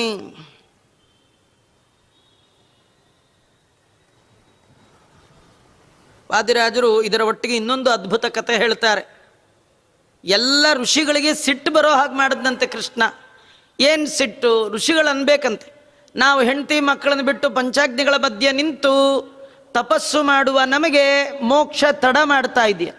ಹೆಣ್ಣು ಮಕ್ಕಳಿಗೆ ಬೇಗ ಬೇಗ ಮೋಕ್ಷ ಕೊಡ್ತಿದ್ಯಾ? ಕೃಷ್ಣಂದು ಒಂದು ಕ್ರಮ, ಲೇಡೀಸ್ ಫಸ್ಟ್ ಅಂತ. ಸುಮ್ಮನೆ ಅವ್ರು ಕೊಟ್ಬಿಡೋಣಪ್ಪ, ಒದ್ದಾಡ್ತಿರ್ತಾರೆ, ಅವ್ರಿಗೆ ಏನಿಲ್ಲ, ಅವ್ರು ಕೊಟ್ಬಿಡೋಣ ಫಸ್ಟ್ ಅಂತೇಳಿ ಕೊಟ್ಬಿಡ್ತಾನಂತೆ ಭಗವಂತ. ಅಂದರೆ ನಮ್ದಂದರೆ ಭಾರಿ ಕ್ರಮ, ಮುಂಜೆ ಆಗಬೇಕು, ಅಧ್ಯಯನ ಮಾಡಬೇಕು, ಸ್ವಲ್ಪ ಹೆಚ್ಚು ಕಮ್ಮಿ ಮಾಡಬಾರ್ದು. ಆದರೆ ಸ್ತ್ರೀಯರಿಗೆ ಅಷ್ಟೆಲ್ಲ ಇಲ್ಲ. ಅವ್ರು ಎಷ್ಟು ಮಾಡಿದ್ರೆ ಅಷ್ಟೇ. ಪತಿ ಸೇವೆಯೇ ಪರಗತಿ ಪ್ರದಾಯಕವೆಂದು, ಇತರ ಹವ್ಯಾಸ ಇಲ್ಲದೆ ಮನೆ ಕೆಲಸ ಅತಿ ಮುದದಿಂದ ಮಾಡುವ ಸಾಧ್ವಿಗೆ ಮೋಕ್ಷ. ಏನಿಲ್ಲ, ಮನೆ ಕ್ಲೀನಾಗಿ ಇಟ್ಕೊಂಡ್ಬಿಟ್ರೆ ಸಾಕು, ಅವಳಿಗೆ ಮೋಕ್ಷ. ಅವರೇನು ಪುರಾಣ ಅಧ್ಯಯನ ಅಧ್ಯಾಪನ ತುಂಬ ಅವೆಲ್ಲ ಏನು ಜಾಸ್ತಿ ಬೇಡ. ಮಕ್ಕಳು ಪುಟ್ ಮಕ್ಕಳಿದ್ರೆ ಅವನು ಚೆನ್ನಾಗಿ ನೋಡ್ಕೊಂಬಿಟ್ರೆ ಸಾಕು, ಅದೇ ಸಾಲಿಗ್ರಾಮದ ಪೂಜೆ, ಮತ್ತಿನ್ನೊಂದು ಬೇಡ. ಕೆಲವ್ರು ಮಕ್ಕಳನ್ನ ಬಡ್ದು ಅವ್ರಿಗೆ ದಪ್ಪ ಕೂತ್ಬಿಟ್ಟಿರುತ್ತೆ. ಇದು ಪ್ರಾರಬ್ಧ, ಪುರಾಣಕ್ಕೆ ಹೋಗಕ್ಕೂ ಬಿಡಲ್ಲ ಆಚಾರ್ಯ, ಅದಕ್ಕೆ ತೊಗೊಂಡು ಬೇಬಿ ಸಿಟ್ಟಿಂಗ್ ಹಾಕ್ಬಿಟ್ಟಿದ್ದೀನಿ ಅಂತ. ಯಾರು ಹೇಳಿದ್ದು ನಿಮಗೆ? ಅದಕ್ಕಿಂತ ಇನ್ಯಾವುದಿದೆ ನಿಮಗೆ? ಪ್ರತಿಮೆ, ದೊಡ್ಡ ಪ್ರತಿಮೆ, ಒಂದು ಗಂಡ ಒಂದು ಪ್ರತಿಮೆ, ಪುಟ್ಟ ಮಗು ಇದೆಯಲ್ಲ ಅದೊಂದು ಪ್ರತಿಮೆ. ಎರಡು ದೊಡ್ಡ ದೊಡ್ಡ ಪ್ರತಿಮೆಗಳು ಹೆಣ್ಮಕ್ಳ ಪೂಜೆಗೆ. ಪೂಜೆ ಅಂತ ಹೇಳಿದ್ದಾರೆ ಅಂತ ಹೇಳಿ ಆ ಮಗುಗೊಂದು ಹೂನಾರ ಹಾಕಿ, ಯಜಮಾನ್ರಿಗೂ ಒಂದು ಹೂನಾರ ಹಾಕಿ ಮಂಗಳಾರತಿ ಮಾಡಿ ಕೂಡಿಸ್ಬಿಟ್ಟಿರ. ಅದಲ್ಲ ಪೂಜೆ. ಯಾರ್ಯಾರಿಗೆ ಯಾವ್ಯಾವ ಕಾಲಕ್ಕೆ ಏನೇನು ಸತ್ಕಾರ ಮಾಡಿದ್ರೆ ಅವ್ರಿಗೆ ಆನಂದ ಆಗತ್ತೋ ಆ ರೀತಿ ನೋಡ್ಕೊಳ್ತಕ್ಕಂಥದ್ದು ಇದೆಯಲ್ಲ, ಅದು ಆ ಹೆಣ್ಣು ಮಕ್ಕಳ ಕರ್ತವ್ಯ. ಅವರಿಗೆ ಭಗವಂತ ಬಹಳ ಬೇಗ ಒಲ್ದು ಬಿಡ್ತಾನೆ. ಅವ್ರಿಗೂ ಒಲಿಯೋಷ್ಟು ಬೇಗ ಗಂಡಸ್ರಿಗೂ ಒಲಿಯಲ್ಲ. ಗಂಡಸ್ರಿಗೆ ಲೇಟ್, ಅದು ಮಾಡಿದ್ಯಾ ಇದು ಮಾಡಿದ್ಯಾ, ಒಂದು ಬೈ ಒಂದು ಕೇಳ್ತಾನೆ ಇರ್ತಾನೆ. ದೇವ್ರ ಪೂಜೆ ಮಾಡಿದ್ಯಾ, ಸಂಧ್ಯಾವನೆ ಮಾಡಿದ್ಯಾ, ಬ್ರಹ್ಮಯಜ್ಞ ಮಾಡಿದ್ಯಾ, ಪಿತೃತರ್ಪಣ ಕೊಟ್ಟ್ಯಾ, ಚಾತುರ್ಮಾಸ್ಯ ಮಾಡಿದ್ಯಾ, ಅದು ಮಾಡಿದ್ಯಾ, ವಿಷ್ಣು ಪಂಚಕ ಮಾಡಿದ್ಯಾ, ಎಲ್ಲ ನಮಗೆ ಒಂದರಲ್ಲಿ ನೋ ಅಂದರೂ ಕೆಳಗೆ ಹೋಗಂತ. ಅವ್ರಿಗೆಲ್ಲ ಅಷ್ಟು ವ್ರತ ನೇಮ ಏನೇನೇನೇನಿಲ್ಲ. ಮಕ್ಕಳನ್ನು ನೋಡ್ಕೊಂಡ್ಯಾ, ಸರಿಯಾಗಿ ಸತ್ಪ್ರಜೆಗಳನ್ನಾಗಿ ಮಾಡಿದ್ಯಾ, ನೀನು ನಿನ್ನ ಮಗನನ್ನು ಭಗವತ್ಪಾದನನ್ನಾಗಿ ಮಾಡಿದ್ಯೋ ಭಯೋತ್ಪಾದಕನನ್ನಾಗಿ ಮಾಡಿದ್ಯೋ, ಇಷ್ಟೇ ಕೇಳೋದು. ಭಗವಂತನ ಭಕ್ತನನ್ನಾಗಿ ಮಾಡಿಬಿಟ್ರೆ ಸಾಕು ನಿಂಗೆ ಮೋಕ್ಷ ಅಂತಾನೆ. ಅದು ರಾಮಾಯಣದಲ್ಲಿ ಒಂದು ಕಥೆ. ರಾಮಾಯಣ ತನ್ನ ಅವತಾರ ಸಮಾಪ್ತಿ ಕಾಲಕ್ಕೆ ರಾಮದೇವರು ಈ ಅವತಾರದಲ್ಲಿ ಯಾರ್ಯಾರಿಗೆ ಮೋಕ್ಷ ಕೊಡಬೇಕು ಅಂತ ಮೊದಲೇ ಬ್ರಹ್ಮದೇವ್ರಿಗೊಂದು ಪ್ರೋಗ್ರಾಮ್ ಲಿಸ್ಟ್ ಕಳಿಸ್ದ. ಅದರೊಳಗೆ ಒಂದು ಹೆಸರು ಸೇರಿಬಿಟ್ಟಿತ್ತು. ಬ್ರಹ್ಮದೇವರು ಅಂಡರ್ಲೈನ್ ಮಾಡಿ ಕೆಳಗೆ ಕಳಿಸಿದ್ರು, ರಾಮ ನಿಂಗೆಲ್ಲೋ ಕನ್ಫ್ಯೂಷನ್ ಆಗಿರಬೇಕು, ಈ ಹೆಸರುಗಳ ಮಧ್ಯದಲ್ಲಿ ಎಲ್ಲರ ಹೆಸರು ನನಗೆ ಓಕೆ ಆಯಿತು, ಈ ಕೈಕೇಯಿ ಅಂತ ಒಂದು ಹಾಕಿದ್ಯಾ, ಇವಳು ಕೊಡಬೇಕಾ ಬೇಡ? ಯಾಕೆಂದರೆ ನಿನ್ನ ಪಟ್ಟಾಭಿಷೇಕವನ್ನು ನಿಲ್ಲಿಸಿದ ಮಹಾತಾಯಿ, ನಿನ್ನ ಪೂಜೆಗೆ ವಿಘ್ನವನ್ನು ಉಂಟು ಮಾಡಿದವಳು, ಇವಳಿಗೆ ಹೇಗೆ ಮೋಕ್ಷ ಕೊಡೋದು? ಅದಕ್ಕೆ ರಾಮ ಮತ್ತೆ ಆ ಲೆಟರ್ ವಾಪಸ್ ಕಳಿಸ್ದ. ಬ್ರಹ್ಮದೇವ್ರಿಗೆ ಹೇಳಿದ್ನಂತೆ, ಬ್ರಾಕೆಟಲ್ಲಿ ಬರೆದಿರೋದು ಓದ್ಕೊಂಡಂತೆ. ಆ ಹೆಸರು ಕೆಳಗೊಂದು ಬ್ರಾಕೆಟಲ್ಲಿ ಹಾಕಿದ್ನಂತೆ. ಕೈಕೇಯಿಗೆ ಅಂತ ಮೋಕ್ಷ ಅಲ್ಲ, ಭರತನ ತಾಯಿಗೆ ಮೋಕ್ಷ ಅಂತ ಕೊಟ್ಟಿರೋದು ನಾನಲ್ಲಿ. ಭರತನಂತ ಮಗನನ್ನು ಹಡೆದ ತಾಯಿ ನರಕಕ್ಕೆ ಹೋದ್ಲು ಅಂದರೆ ನಂಗೆ ಅವು ಮರ್ಯಾದೆ. ಅವಳು ಮಾಡಿದ ಸತ್ಕರ್ಮದಿಂದ ಅಥವಾ ಪಾಪಕರ್ಮದಿಂದ ಅಲ್ಲ. ಎಂಥ ಮಗನ ಹಡೆದಿದ್ದಾಳೆ, ಎಂಥ ಭರತ, ಭರತೋ ಭಕ್ತಿ ಭರಿತ. ಅವನು ಭರತ ಅಂದರೆ ಫುಲ್ ಅಂತ, ಫುಲ್ ತುಂಬಿದವ, ಭರ್ತಿ ಅಂತಾರಲ್ಲ ಅದನ್ನೇ ಭರತ. ಏನು ಭರ್ತಿ? ಅವನ ಅಪಾದ ಮೌಳಿ ಪರ್ಯಂತರವಾಗಿ ಭಗವಂತನ ಭಕ್ತಿ ತುಂಬಿ ತುಳುಕ್ತಿತ್ತಂತೆ. ಎಷ್ಟೋ ದೂರದಲ್ಲಿ ರಾಮ ಕಂಡ್ರೆ, ಎಷ್ಟೋ ದೂರದಲ್ಲಿ ರಾಮ ಕಂಡ್ರೆ ನಿಂತಲ್ಲೇ ಬಿದ್ದು ಬಿಡ್ತಿದ್ನಂತೆ. ಇಂಥ ಅಣ್ಣನಲ್ಲಿ ಭಕ್ತಿ ಮಾಡೋರು ನೋಡಿದ್ದೀರಾ? ದೂರದಲ್ಲಿ ಕಂಡ್ರೆ ಪಕ್ಕದ ರಸ್ತೆಯಲ್ಲಿ ಹೋಗೋ ಅಣ್ಣ ತಮ್ಮಂದ್ರು ಸಿಗ್ತಾರೆ. ಅಯ್ಯ ನಮ್ಮ ಅಣ್ಣ ಸುಮ್ಮ ಗೋಳ್ರಿ, ಅದಕ್ಕೆ ನಾವು ಹೋಗೋದೇ ಇಲ್ಲ, ಹಿಂಗೆ ಸಿಗ್ತಾರೆ. ರಾಮನನ್ನ ಎಷ್ಟೋ ದೂರದಲ್ಲಿ ನೋಡಿದ್ರೆ ಭರತ ಅಲ್ಲೇ ನಮಸ್ಕಾರ ಮಾಡ್ತಿದ್ದ. ರಾಮಾಯಣದಲ್ಲಿ ಭರತಂದು ಭಾರೀ ದೊಡ್ಡ ಪಾತ್ರ, ಎಷ್ಟು ಭಕ್ತಿಯನ್ನು ಅಲ್ಲಿ ತೋರಿಸ್ತಾ ಇದ್ದಾನೆ. ಹೀಗಾಗಿ ಭಗವಂತ ತಾನು ಸ್ತ್ರೀಯರಿಗೆ ಒಳ್ಳೆ ಮಕ್ಕಳು, ಅವರು ನಿತ್ಯದಲ್ಲಿ ಸತ್ಪ್ರಜೆಗಳಾಗಿ, ಒಳ್ಳೆ ಅವರು ಸದಾಚಾರ ಸಂಪನ್ನರಾಗಿ, ದೇಶಕ್ಕೆ ಮತ್ತು ದೇವರಿಗೆ ಇಬ್ಬರಿಗೆ ಬೇಕಾದವರಾಗಿ, ದೇವರಲ್ಲಿ ಭಕ್ತಿ, ದೇಶದಲ್ಲಿಯೂ ಭಕ್ತಿ, ನಕಾರು ಜನರ ಮಧ್ಯದಲ್ಲಿರುವಾಗ ಅವರಿಗೂ ಕೂಡ ನಮ್ಮಿಂದ ಉಪಕಾರ ಆಗಬೇಕು. ಈ ರೀತಿ ಒಬ್ಬ ಸತ್ಪ್ರಜೆಯನ್ನು ಸಮಾಜಕ್ಕೆ ಕೊಟ್ಟ ಅಂತಾದರೆ ಆ ತಾಯಿದು ಎಲ್ಲ ಕೆಲಸ ಮಾಡಿದ ಪುಣ್ಯ ಬಂದ್ಬಿಡತ್ತಂತೆ. ಹೀಗಾಗಿ ರಾಮ ಭರತನ ತಾಯಿಗೆ ಮೋಕ್ಷ ಅಂತ ಹೇಳ್ತಾ ಆ ಹೆಣ್ಣು ಮಕ್ಕಳಿಗೆ ಹಾಗೆ ದೇವರ ಅನುಗ್ರಹ ಮಾಡಿದ್ದಾನೆ ತೋರಿಸ್ತಾ ಇದ್ದಾರೆ. ಇಂತಹ ಕೃಷ್ಣ ಪರಮಾತ್ಮ ಯಾರ್ಯಾರ ಮನೆಯಲ್ಲಿ ಹೇಗೆ ಹಾಲು ಕುಡ್ದ, ಏನೇನು ಮಾಡ್ದ ಅದನ್ನೆಲ್ಲ ವರ್ಣನೆ ಮಾಡ್ತಾರೆ. ಹರೌ ಪಯೋ ಮುಷ್ಣತಿ ಕಾಪಿ ತುಷ್ಟ ದದಾರ ತಥಾಹಿ ತಚ್ಚೇಷಮನನ್ಯಯೋಗ್ಯಂ ಹನಂದ ಮುದ್ವಿಕ್ಷ ಕತನ್ನು ಮನ್ಯುಹು. ಒಂದು ಮನೆಗೆ ಇಷ್ಟೇ, ಈ ಕಥೆಯಲ್ಲಿ ಬರೋದೆಲ್ಲ ಸಾರಾಂಶ ಇಷ್ಟೇ ತಿಳ್ಕೊಳ್ಳಿ. ಕೃಷ್ಣ ಹಾಲು ಕುಡ್ದ, ಬೆಣ್ಣೆ ತಿಂದಾಗ ಎರಡು ಥರ ಜನ ಇದ್ರಂತೆ. ಕೆಲವರು ಕೃಷ್ಣ ಹಾಲು ಕುಡಿದು ಬೆಣ್ಣೆ ತಿಂದು ಮಾಡ್ತಾ ಇದ್ರೆ ಕೈ ಮುಕ್ಕೊಂಡು ನಿಂತು ಬಿಡೋರಂತೆ. ಅವ್ರು ಅನ್ನೋರಂತೆ, ನಾನೇ ಕರಿಬೇಕು ಅಂದ್ಕೊಂಡಿದ್ದೆ ಕೃಷ್ಣ, ಏನು ನನ್ನ ಪುಣ್ಯ, ನೀನೇ ಬಂದು ತೊಗೊಂಡಿಯಲ್ಲಪ್ಪ, ನನ್ನ ಪುಣ್ಯ ಅಂಥೇಳಿ ಕೈ ಮುಗಿತಿದ್ರಂತ. ಇನ್ನು ಕೆಲವರು ಕಳ್ಳ, ಅದು ಯಾವ ಕಡೆಯಿಂದ ಬರ್ತೀವೋ ನೀನು ನೋಡಿ, ಹಿಂಗೆ ಮಾಡಿಬಿಟ್ಟೆ, ಹಂಗೆ ಮಾಡಿ ಬೈಯೋರು. ಎರಡೇ ಥರ ಜನ ಇದ್ದದ್ದು. ಕೆಲವರು ಕೈ ಮುಗಿಯೋರು, ಕೆಲವರು ಬೈಯೋರು. ಈ ಕೈ ಮುಗಿಯೋರು ಯಾರು, ಬೈಯೋರು ಯಾರು? ಯಾರಂದರೆ ಇದು ರಾಮಾವತಾರ ಕೃಷ್ಣಾವತಾರದ ಸಂಬಂಧಪಟ್ಟ ಕಥೆ. ರಾಮಾವತಾರದಲ್ಲಿ ಯಾರಿಗೆ ಪುಣ್ಯ ಜಾಸ್ತಿ ಆಗಿತ್ತೋ, ಮೋಕ್ಷಕ್ಕೆ ಪ್ರತಿಬಂಧಕ ಆಗಿತ್ತೋ, ಅವರೆಲ್ಲ ಕೃಷ್ಣನ್ ನೋಡಿ ಬೈದು ಪುಣ್ಯ ಕಡಿಮೆ ಮಾಡ್ಕೊಂಡು ಮೋಕ್ಷಕ್ಕೆ ಹೋದ್ರಂತ. ಯಾರಿಗೆ ರಾಮಾವತಾರದಲ್ಲಿ ಪುಣ್ಯ ಸ್ವಲ್ಪ ಕಡಿಮೆ ಬಿದ್ದಿತ್ತೋ ಅವರು ಕೃಷ್ಣಾವತಾರದಲ್ಲಿ ಕೃಷ್ಣ ಬೆಣ್ಣೆ ತಿಂದದ್ದು ನೋಡಿ ಕೈ ಮುಗಿದು ಪುಣ್ಯ ಸರಿ ಮಾಡ್ಕೊಂಡು ಮೋಕ್ಷಕ್ಕೆ ಹೋದ್ರು. ಇದು ಬ್ಯಾಲೆನ್ಸ್ ಮಾಡ್ಕೊಂಡಿದ್ದು ಎರಡು ಅವತಾರದ ಜನ. ಈ ಮೊದಲು ಒಬ್ಬರು ಮನೆಗೆ ಹೋದ ಕೃಷ್ಣ ಪರಮಾತ್ಮ, ಅಲ್ಲಿ ಹಾಲನ್ನು ಕುಡ್ದ, ಬೆಣ್ಣೆ ತಿಂದ. ಅವಳು ಗೋಪಿಕಾಗೆ ಬಹಳ ಸಂತೋಷ ಆಯಿತು. ಅಂತೂ ಏನೋ ದೇವರ ದಯ, ನಮ್ಮ ಮನೆಗೆ ಬಂದ ಕೃಷ್ಣ, ಹಾಲು ಕುಡ್ದ ಅಂತಂದ್ಲು. ಅಂದು ಒಂದೇ ಕ್ಷಣಕ್ಕೆ ಮತ್ತೆ ಕೈಯಲ್ಲಿ ಕೋಲ್ ತೊಗೊಂಡೇ ಬಂದ್ಬಿಟ್ಲು. ಕೃಷ್ಣ ಹೀಗೆ ಮಾಡ್ಬೋದಾ ನೀನು ಅಂತ. ಅಲ್ಲ, ಹಾಲು ಕುಡಿದ್ಲು, ಕೈ ಮುಗಿದು ಮತ್ತೆ ಕೋಲ್ಯಾಕೆ ತಂದ್ಲು ಅಂದರೆ ಕೃಷ್ಣ ತಾನು ತಿಂದು ಮಿಕ್ಕ ಬೆಣ್ಣೆ ಇತ್ತಲ್ಲ, ಅದನ್ನು ಅಲ್ಲೇ ಕಂಕ್ಳಲ್ಲಿ ಒಂದು ಬೆಕ್ಕು ಬೇರೆ ಹಿಡ್ಕೊಂಡು ಬಂದಿದ್ದ. ಬೆಕ್ಕು, ಆ ಬೆಕ್ಕಿಗೆಲ್ಲ ಬೆಣ್ಣೆ ತಿನ್ನಿಸ್ತಿದ್ದ. ಅವಳಿಗೆ ಅದಕ್ಕೆ ಸಿಟ್ಟು ಬಂತು. ನೀ ತಿಂದಿದ್ದು ಸರಿ, ಬೆಕ್ಕಿಗೆ ಯಾಕೆ ತಿನ್ನಿಸ್ತೀಯ? ಅಲ್ಲ, ಬೆಕ್ಕಿಗೆ ಯಾಕೆ ತಿನ್ನಿಸ್ಬಾರ್ದು? ಅವಳಂತಾಳೆ, ಅಲ್ಲ ಕೃಷ್ಣ, ನೀ ತಿಂದು ಮಿಕ್ಕದ್ದು ನಮಗೆ ಪ್ರಸಾದ ಇಡಬೇಕೋ ಬೇಡ? ದೇವ್ರ ನೈವೇದ್ಯ ನಮಗೆ ಕೊಡ್ಬೇಕಾ ಅಥವಾ ಇನ್ಯಾರಿಗೋ ಬೀದಿಯವ್ರಿಗೆ ಕೊಡೋದ? ನೀನು ನಮಗಿಡಬೇಕಾದ ನಿನ್ನ ಶೇಷವನ್ನು ಬೆಕ್ಕಿಗೆ ತಿನ್ನಿಸ್ತಾ ಇದೆಯಲ್ಲ, ಅದಕ್ಕೆ ನಂಗೆ ಸಿಟ್ಟು ಅಂತ. ಕೃಷ್ಣ ಅನ್ನಂತೆ, ನಾನು ಬೆಕ್ಕಿಗೆ ಯಾಕೆ ತಿನ್ನಿಸ್ದೆ ಗೊತ್ತಾ? ನೀನು ನನಗೆ ಅಂತ ಇಟ್ಟಿದ್ರೆ ನಾನು ನಿಂಗೆ ಅಂತ ಉಳಿಸ್ತಿದ್ದೆ. ನೀನು ಇಡುವಾಗ ಎಲ್ಲಿ ಕೃಷ್ಣ ಬಂದ್ಬಿಡ್ತಾನೋ, ಎಲ್ಲಿ ತಿಂದುಬಿಡ್ತಾನೋ, ಅವನಿಗೆ ಸಿಗಬಾರ್ದು ಅಂತ ಮೇಲ್ಮೇಲೆ ಇಟ್ಟಿದ್ಯಲ್ಲ, ನಂಗೆ ಸಿಗಬಾರ್ದು ಅಂತ ಇಟ್ಟೆ ಅಲ್ವಾ, ಅದಕ್ಕೆ ನಾನು ನಿಂಗೆ ಸಿಗಬಾರ್ದು ಅಂತ ಬೆಕ್ಕಿಗೆ ತಿನ್ನಿಸ್ತಾ ಇದ್ದೀನಿ ಇನ್ನಂತ. ಇದ್ರಲ್ಲಿ ನಮಗೇನು ಕಥೆ ಇದೆ? ವಾದಿರಾಜರು ಈ ಕಥೆ ಹೇಳಿ ನಮಗೊಂದು ಮೆಸೇಜ್, ಸಂದೇಶ ಕೊಡ್ತಾರೆ. ತುಂಬ ಜನ ಕರ್ಮ ಮಾಡ್ತಾರೆ, ಕರ್ಮ ಮಾಡಿ ಅರ್ಪಣೆ ಮಾಡೋಲ್ಲ. ಕೃಷ್ಣಾರ್ಪಣ ಬುದ್ಧಿ ಇಲ್ಲ. ಶೋಭನ್ನ ವಿಂದಂತಿ ವಿನಾಯದರ್ಪಣಂ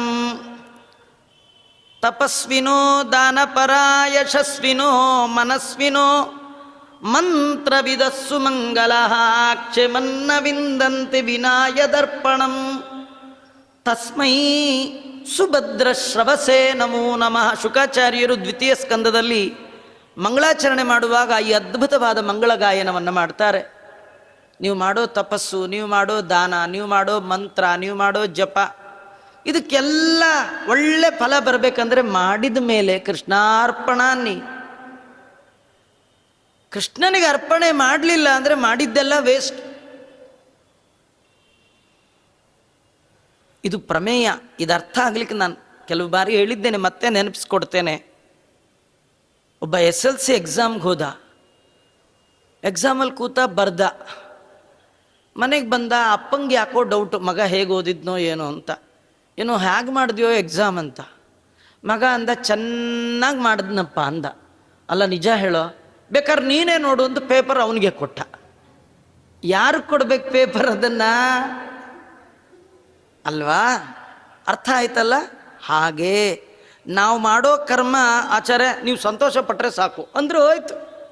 ಆಚಾರ್ಯರ ಅಂತರ್ಯಾಮಿಯಾದ ಭಗವಂತ ಸಂತೋಷ ಪಡಬೇಕು. ಮಕ್ಕಳಿಗೆ ಮಾಡ್ತೀವಲ್ಲ, ಏನೋ ಮಗು ಚೆನ್ನಾಗಿದ್ರೆ ಅನ್ಬೇಡಿ, ಮಗುವಿನ ಅಂತರ್ಯಾಮಿಯಾದ ಭಗವಂತ ನೀನು ಸಂತೋಷ ಪಡು. ಗಂಡನಿಗೇನೋ ಬಿಸಿ ಬಿಸಿಯಾಗಿ ಕೊಟ್ರಿ, ಬಿಸಿ ಬಿಸಿಯಾಗಿ ಏನೋ ಕೊಡೋದಲ್ಲ, ಕೊಟ್ರಿ, ಅವ್ರ ಯಜಮಾನರು ಏನೋ ಪ್ರೀತಿ, ಹಂಗೆ ಅನ್ಕೋಬೇಡಿ. ಅಂತರ್ಯಾಮಿ ಭಗವಂತ ನೀನು ತೃಪ್ತನಾಗು ಅನ್ನಿ ದೇವರ ಅನುಗ್ರಹ.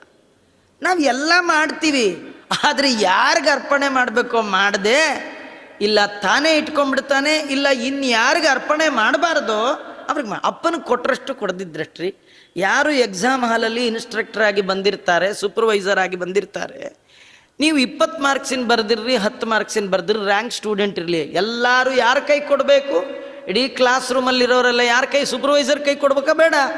ಅದನ್ನು ಮನೆಗೆ ತಂದುಬಿಟ್ರೆ. ಹಾಗೆ ಮಾಡಿದ ಕರ್ಮವನ್ನು ನೀವೇ ಇಟ್ಕೊಂಡ್ರಿ ಅಂತಾದರೆ ಅದಕ್ಕೇನು 3 ಕಾಸಿನ ಪ್ರಯೋಜನವೂ ಇಲ್ಲ.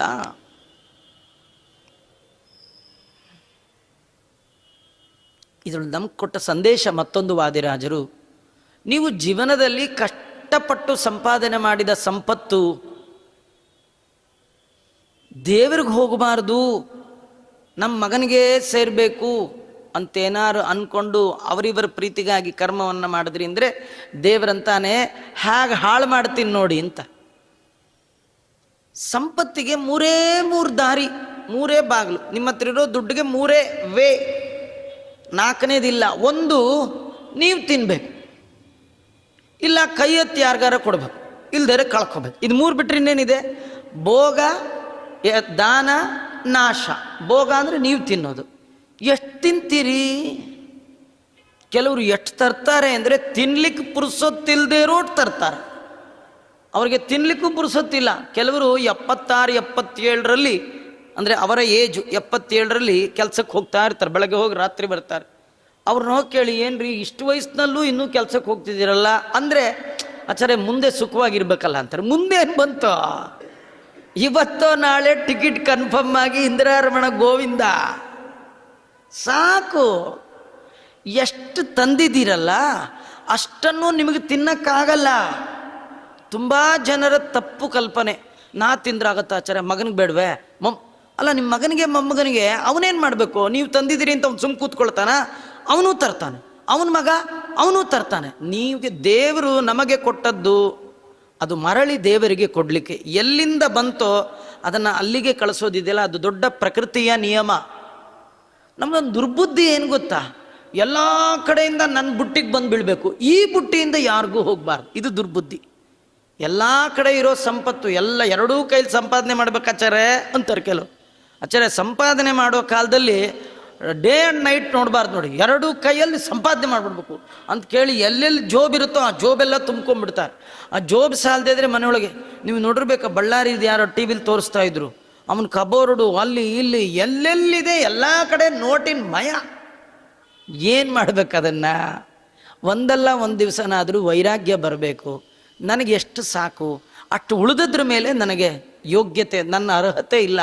ನಮಗೆ ಬೇಕಾಗಿದ್ದಕ್ಕಿಂತ ಹೆಚ್ಚಿನ ಸಂಗ್ರಹವನ್ನು ನಾನು ಮಾಡಿದರೆ ಅದು ಭಗವಂತನ ಸಂಪತ್ತನ್ನು ಕಳ್ಳತನ ಮಾಡಿದ ಪಾಪಕ್ಕೆ ನಾವು ಗುರಿಯಾಗ್ತೇವೆ. ಅದರಿಂದ ದೇವರು ಕೊಟ್ಟ ಸಂಪತ್ತನ್ನು ದೇವರಿಗೆ ಅಂತಿಡಿ. ದೇವರಂತಾನೆ, ನೀವು ನನಗೆ ಅಂತ ಇಡದೇ ಇದ್ದರೆ ನಾನು ನಿಮಗೆ ಅಂತ ಉಳಿಸಲ್ಲ. ತುಂಬ ಜನ ಮಾತಾಡ್ತಾರೆ ನೋಡಿ, ಅವರಪ್ಪ ತುಂಬ ಸಂಪಾದನೆ ಬೇಕಾಟ್ ಮಾಡಿದ್ರಿ, ಮಗ ಎಲ್ಲ ಕಳ್ಕೊಂಬಿಟ್ಟ. ಮಗ ಕಳ್ಕೊಂಡಿದ್ದಲ್ಲ, ದೇವರು ಕಳಿಸ್ದ. ದೇವರು ಅವನ ಉಪಭೋಗಕ್ಕೆ ಬಾರದ ಹಾಗೆ ನೋಡಿಕೊಂಡ. ನೀವು ದೇವರಿಗೆ ಅಂತ ಇಟ್ಟಿದ್ರೆ ದೇವರಂತಿದ್ದ, ನಿಂಗೆ ಯಾಕೋ ನೀನು ಹೋಗು, ನಿನ್ನ ಮಗನ ನಾನು ನೋಡ್ಕೊಳ್ತೀನಿ. ದೇವರು ಅನ್ನೋನು ಅನನ್ಯಾಶ್ಚಿಂತೆಯಂತೋ ಮಾಂ ಯೇ ಜನ ಪರ್ಯುಪಾಸತೆ ತೇಷಾಂ ನಿತ್ಯಾಭಿಯುಕ್ತಾನಾಂ ಯೋಗ. ನಮಗೆ LIC ಮೇಲೆ ನಂಬಿಕೆ, ದೇವ್ರ ಮೇಲೆ ನಂಬಿಕೆ ಇಲ್ಲ. LIC ಬುದ್ಧಿ ಏನು ಗೊತ್ತಾ, ನೀವು ಬದುಕಿದ್ದಾಗ ಕೊಡಲ್ಲ, ನೀವು ಹೋಗ್ಬಿಡ್ಬೇಕು. ಅವ್ರಿಗೆ ನೀವು ಹೋಗೋದೇ ಮುಖ್ಯ, ಆಮೇಲೆ ಕೊಡ್ತಾರೆ. ಕಟ್ಟೋರು ನಾವು, ತಿನ್ನೋನ್ಯ. ದೇವ್ರಂತಾನೆ ನಮ್ದು ಹಂಗಲ್ಲ, ನಂಗೆ ಕೊಡು, ನಾನು ನಿಂಗೆ ಕೊಡ್ತೇನೆ. ನೀನು ನಂಗೆ ಏನು ಕೊಡ್ತೀಯ, ಮರಳಿ ತನಗರ್ಪಿಸಲು ಅನಂತ ಮಡಿ ಮಾಡಿಕೊಡುವ. ನಾನು ಕೊಟ್ಟ ಹಾಗೆ ಕೊಡೋರು ಜಗತ್ತಲ್ಲಿ ಯಾರಿಲ್ಲ ಅಲ್ವಾ. ಭಗವಂತ ಆ ಗೋಪಿಕಾಸ್ತ್ರೀಗೆ ಹೇಳ್ತಾನೆ, ನೀನು ನನಗೆ ಅಂತಿಟ್ಟಿಲ್ಲ, ನಾ ತಿನ್ನುವಾಗ ಕೈ ಮುಗಿತಾ ಇದೆಯಾ ಅಷ್ಟೇ. ನೀನು ನನಗೆ ಅಂತಿಟ್ಟಿದ್ರೆ ನಾನು ಕೂಡ ತಿಂದು ನಿನಗೆ ಅಂತ ಇಡ್ತಿದ್ದೆ. ನೀನು ನಂಗಿಟ್ಟಿಲ್ಲ, ನಾನು ನಿಂಗಿಡಲ್ಲ ಅಂದ. ಆಮೇಲೆ ಕೃಷ್ಣ ಪರಮಾತ್ಮ ಇನ್ನೊಂದು ಕಡೆ ಹೋದ. ಇದೊಂದು ದೊಡ್ಡ ಕತೆ. ಆಗಲೇ ಕೃಷ್ಣನ ಚೇಷ್ಟೆ ಊರಲ್ಲೆಲ್ಲ ಪ್ರಸಿದ್ಧಿ ಆಗಿಬಿಟ್ಟಿತ್ತು. ಎಲ್ಲರ ಮನೆ ಹೆಣ್ಣುಮಕ್ಳಿಗೂ ದಿನ ಬೆಳಗಾದರೆ ಕೃಷ್ಣನ ಕಾಟ. ಯಾವ ಕಡೆಯಿಂದ ಬರ್ತಾನೋ, ಅವನು ಏನು ತಿಂದು ಹೋಗ್ಬಿಡ್ತಾನೋ. ಅವನು ತಿನ್ನೋದಕ್ಕಿಂತ ಹಾಳು ಮಾಡಿದ್ದು ಜಾಸ್ತಿ. ಈಗ ಬೆಕ್ಕಗೆ ತಿನ್ನಿಸೋದು, ಮೇಕೆಗೆ ತಿನ್ನಿಸೋದು, ದಾರಿಲೆಲ್ಲ ಚೆಲ್ಲಿ ಬಿಡೋದು. ಯಾಕೆಂದರೆ ಕೃಷ್ಣ ಬಂದ ಅಂದರೆ ಮನೆಯೊಳಗೆ ಸಕ್ಕರೆ ತುಪ್ಪ ಕಾಲುವೆ ಹರಿದು ಬಿಡಬೇಕು. ಅದು ಲಕ್ಷ್ಮಿ ತಾಂಡವಾಡ್ತಿದ್ಲು. ಅದಕ್ಕೆ ಜನ ಏನಾದರೂ ಮಾಡಿ ಕೃಷ್ಣನ ಚೇಷ್ಟೆ ಅವಾಯ್ಡ್ ಮಾಡಬೇಕು ಅಂತ ಏನೇನೋ ಪ್ಲ್ಯಾನ್ ಮಾಡ್ತಿದ್ರು. ಒಬ್ಳಿಗೆ ಏನು ಪ್ಲ್ಯಾನ್ ಮಾಡಬೇಕು ಗೊತ್ತಾಗಲಿಲ್ಲ. ಕಡೆಗೆ ಅವಳು ಏನು ಮಾಡಿದ್ಲು, ಎಲ್ಲೋ ಹೋಗಿ ಒಂದು 2 ಸಣ್ಣ ಸಣ್ಣ ಬಾಳೆ ಕಂಬ ತಂದು, ಒಂದು 4 ಮಾವಿನ ಸೊಪ್ಪು ತಂದು, ಮನೆ ಮುಂದೆ 2 ಬಾಳೆ ಕಂಬ ಅಷ್ಟುದ್ದ ಮಾವಿನ ಸೊಪ್ಪು ಕಟ್ಟಿಬಿಟ್ಲು.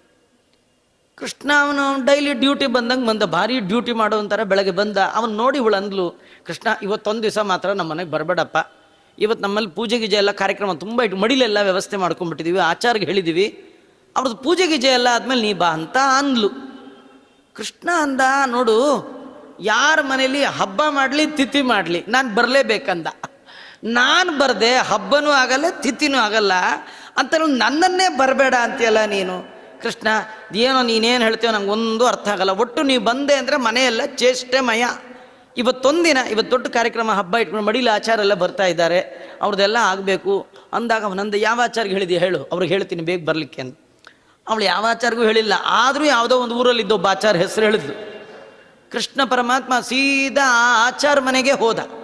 ಹೋಗಂದ, ಆಚಾರ ಇವತ್ತು ನೀವು ಪೂಜೆಗೆ ಹೋಗ್ಬೇಕಿತ್ತಲ್ಲ, ಅವ್ರ ಮನೆಗೆ ಹೋಗಬೇಡಿ, ಅವ್ರಿಗೆ ಪುರುಡು ಬಂದಿದೆ ಅಂದ. ಆಚಾರ ಅಂದ್ಕೊಂಡ್ರೆ ಅವಳು ಯಾವಾಗ ಹೇಳಿದ್ಲು ಏನೋ, ನಾನು ಮರ್ತು ಬಿಟ್ಟಿದ್ನೋ ಏನು ಕಥೆಯೋ, ಹೋಗ್ಲಿ ಪುರುಡು ಬಂತಲ್ಲ ಒಳ್ಳೇದಾಯಿತು ಅಂತ ಅವರು ಸುಮ್ಮನೆ ಆಗ್ಬಿಟ್ರು. ಈ ಕೃಷ್ಣ ಪರಮಾತ್ಮ ಓಡ್ಕೋತ ಬಂದ ಅವಳ ಮನೆಗೆ, ತೋರಣ ಕಟ್ಟದವಳ ಮನೆಗೆ. ಅಲ್ಲಿ ಬಂದ, ನೀನು ಹೇಳಿದ್ದೆಲ್ಲ ಗೋವಿಂದಾಚಾರ್ಯಗೆ ಅವ್ರಿಗೆ ಸೂತ್ಕ ಬಂದಿದೆಯಂತೆ, ಅವ್ರು ನನ್ನೇ ಪೂಜೆಗೆ ಹೋಗಿ ಕೇಳಿದ್ದಾರೆ, 10 ನಿಮಿಷಕ್ಕೆ ಬರ್ತೀನಿ ಪೂಜೆಗೆ ರೆಡಿ ಆಗು ಅಂದ.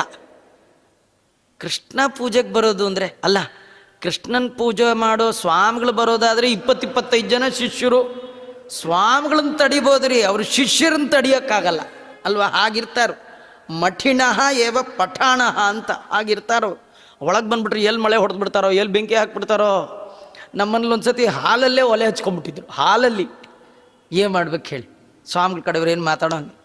ಇನ್ನು ಕೃಷ್ಣ ಬರ್ತಾನೆ ಅಂದರೆ, ಕೃಷ್ಣ ಬರ್ತಾನೆ ಅಂದರೆ ಊರಲ್ಲಿರೋರೆಲ್ಲ ಅವನ ಶಿಷ್ಯರೇ.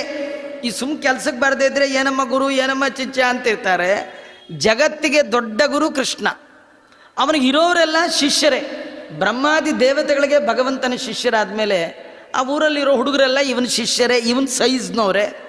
ಅವ್ರಿಗೆಲ್ಲ ಅದೇನು ಮೆಸೇಜ್ ಕಳಿಸಿದ್ನೋ, ಯಾವ ಫೋನ್ ಇತ್ತೋ ಏನು ಗೊತ್ತಿಲ್ಲ, ಒಂದು 2,000 ಜನ ಹುಡುಗರು ಬಂದ್ಬಿಟ್ರಂದೆ. ಅವ್ರಿಗೆಲ್ಲ ಮುಖಂಡ ಕೃಷ್ಣ. ಅದು ಎಲ್ಲಿ ಹಳೆ ಮಡಿ ಮಡಿಚಿಟ್ಟಿದ್ನೋ, ಕಾಶಿ ಪೀತಾಂಬರ ಉಟ್ಕೊಂಡ್ಬಿಟ್ಟ, ಒಳ್ಳೆ ಪೀತಾಂಬರ ಪಟ್ಟೆ ಮಡಿ ಉಟ್ಕೊಂಡಿದ್ದೆ, ಒಳ್ಳೆ ಮುದ್ರೆ ಗಿದ್ರೆ ಎಲ್ಲ ಹಾಕ್ಕೊಂಡು, ಇದ್ಬತ್ತು ತುಳಸಿ ಮಣಿ ಕೆಲವರು ಹಿಂಗೆ ಹಾಕ್ಕೊಂಡಿರ್ತಾರೆ ಮೇಲೆ, ತುಳಸಿ ಮಣಿ ಇರೋದು ಒಳಗೆ ದೇವರ ಪ್ರೀತನಾಗಲಿ ಅಂತ ಶರ್ಟ್ ಹಾಕ್ಕೊಂಡು ಕೋಟ್ ಹಾಕ್ಕೊಂಡು ಅದ್ರ ಮೇಲೆ ತುಳಸಿ ಮಣಿ. ಏನು ಆಶ್ಚರ್ಯ! ಕೃಷ್ಣ ಹಾಗೆಲ್ಲ ಮಾಡಿಕೊಂಡ, ಎಲ್ಲ ಮಾಡಿಕೊಂಡು ಅವ್ರ ಮನೆಗೆ ಬಂದೇ ಬಿಟ್ಟ. ಅವಳಿಗೆ ಗಾಬರಿ. ಒಬ್ಬ ನಿನ್ನ ಬರಬೇಡ ಅಂದರೆ, ಕೃಷ್ಣನೊಬ್ಬನ್ನ ಅವಾಯ್ಡ್ ಮಾಡೋಣ ಅಂದರೆ 2001 ಜನ ಬಂದ್ಬಿಟ್ರು. ಕೃಷ್ಣ ಬಂದದ್ದೇ ತಡ, ಸ್ವಲ್ಪ ದಾರಿ ಬಿಡಮ್ಮ. ಕೃಷ್ಣ ಆ ಹುಡುಗರಿಗೆಲ್ಲ ಹೇಳಿಬಿಟ್ಟ, ಆ ಮನೇಲಿ ಹೋಗಿ ಮಂತ್ರ ಹೇಳಿ ಗಲಾಟೆ ಮಾಡಬೇಡಿ, ಈ ದಾರಿಲೇ ಹೇಳ್ಕೊಂಡು ಹೋಗ್ಬಿಡೋಣ ಅಂಥೇಳಿ. ಈ ಸ್ವಾಮಿಗಳು ಬಂದರೆ ದಾರಿಲೇ ಮಂತ್ರ ಹೇಳ್ತಾರಲ್ಲ, ಸ್ವಾಮಿಗಳಿಗೆಲ್ಲ ಸ್ವಾಮಿ ಇವನು. ಹೀಗಾಗಿ ಇವನು ಸುತ್ತ ಬರೋರೆಲ್ಲ ಒಳ್ಳೆ ವೇದಘೋಷ ಮಾಡ್ಕೊಂಡು ಬಂದುಬಿಟ್ರು. ಏನು ಅಡ್ಡ ಯಾರು ನಿಂತ್ಕೊಳ್ಳೋಕ್ಕಾಗತ್ರಿ? ಎಲ್ಲ ದಾರಿ ಬಿಡಿಸ್ಕೊಂಡು ಒಳಗೆ ಹೋಗೇಬಿಟ್ರು. ಎಲ್ಲ ಅವ್ರವ್ರ ಕೆಲಸ ಶುರು ಮಾಡ್ಕೊಂಡ್ಬಿಟ್ರು. ಕೃಷ್ಣ ಪರಮಾತ್ಮ ಸೀದಾ ಬಂದದ್ದೇ ಎಲ್ಲಿ ನಿನ್ನ ದೇವ್ರ ಮನೆ ಎಂದ. ಅವಳು ಪಾಪ 2x2 ಒಂದು ಸಣ್ಣದೊಂದು ಪುಟ್ಟದೊಂದು ದೇವ್ರ ಮನೆ ಕಟ್ಕೊಂಡಿದ್ಲು, ಅಲ್ಲಿ ತೋರಿಸಿದ್ಲು. ಕೃಷ್ಣನೇ ಒಳಗೆ ಹೋಗಿ ಕೂತ್ಕೊಂಡ. ಅದೇ ಮಳೆಗಿಣೆ ಏನಿತ್ತು ಎಲ್ಲ ಹಾಕ್ಕೊಂಡ. ಒಳ್ಳೆ ಶಿಸ್ತಾಗಿ ಪೂಜೆಗೆಲ್ಲ ರೆಡಿ ಮಾಡ್ಕೊಂಬಿಟ್ಟ. ಕಲಶ ಪೂಜೆಯಿಂದ ಅದಂದ ದೇವರಲ್ಲಿ ಹಿಂದ. ಆ ದೇವ್ರ ಮಹಿಮಾ ನೋಡಿ, ದೇವ್ರ ಕೈಲಿ ದೇವ್ರ ಪೂಜೆ. ಅವನು ಯಾವುದೋ ದೇವ್ರ ಪೆಟ್ಟಿಗೆ ತೆಗೆದ್ಲ, ಒಂದು 3-4 ಸಾಲಿಗ್ರಾಮ ಅದು ಇದು ಎಲ್ಲ ಇಟ್ಕೊಂಡ. ಎಲ್ಲ ನಿರ್ಮಾಲ್ಯ ಆಯಿತು. ಎಲ್ಲ ಆದಮೇಲೆ ನಿಮ್ಮ ಯಜಮಾನ್ರಲ್ಲಿ ಹಿಂದ. ಅವಳಂದು ಯಾಕೆ ಇಲ್ಲ, ಪಂಚಾಮೃತಕ್ಕೆ ಸಂಕಲ್ಪ ಮಾಡಿಸ್ಬೇಕು, ನಿಮ್ಮ ಯಜಮಾನ್ರನ್ನ ಕರಿ ಅಂತೇಳಿ ಆ ಯಜಮಾನ್ರನ್ನ ಕೂಡಿಸ್ದ. ಅವ ಕೈಲಿ ಸಂಕಲ್ಪ ಮಾಡಿಸ್ದ. ಪಂಚಾಮೃತಕ್ಕೆ ಹಾಲು ಉಂದ. ಇವಳು ಹಾಲು ಉಳಿದ್ರೆ ಸಾಕು ಅಂತ ಕೃಷ್ಣನ್ ಬರಬೇಡ ಅಂದರೆ ಇವನು ಪಂಚಾಮೃತಕ್ಕೆ ಹಾಲು ಅಂತಾನೆ.